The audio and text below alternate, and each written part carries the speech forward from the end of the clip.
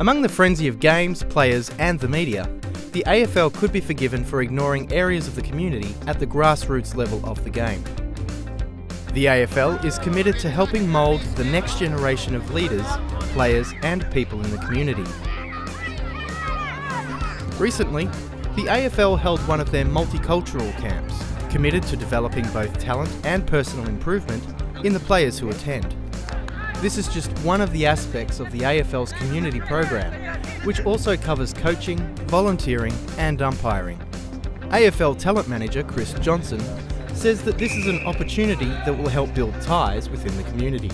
Yeah, look, these guys have been selected from their states to represent the world in the National 16 Championships in Pool C. This is just a selection phase at the moment.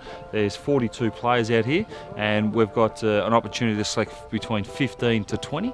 Anthony Koutoufides is the AFL World Coach.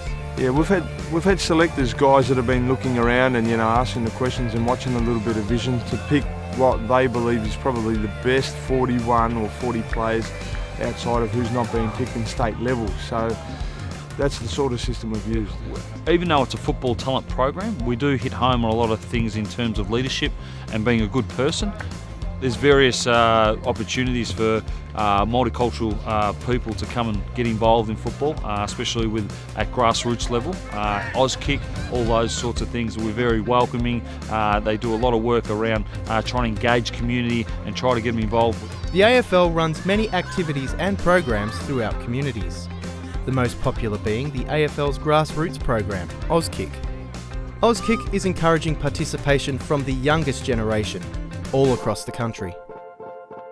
Tim McCarthy is head coach at Greythorn Auskick Centre. We do a little bit of work with their actual handball and kicking techniques and that sort of thing, but primarily if the kids are having fun and they're getting a bit of physical exercise, that's the main idea. A lot of them do sporting activities, basketball, soccer, so that's another avenue for them to develop friendships. It's like life, there are some people that are leaders and this type of environment can help them build those skills. As the kids get a little bit older and a lot of them are already playing with junior football clubs, then the focus becomes a little bit more on skill development. There's a lot of talent that's coming from all sorts of nationalities throughout the country. Every year we progress along, we're just going to get that little bit better and better, and before we know it, we'll definitely get someone playing AFL senior footy, maybe even a superstar.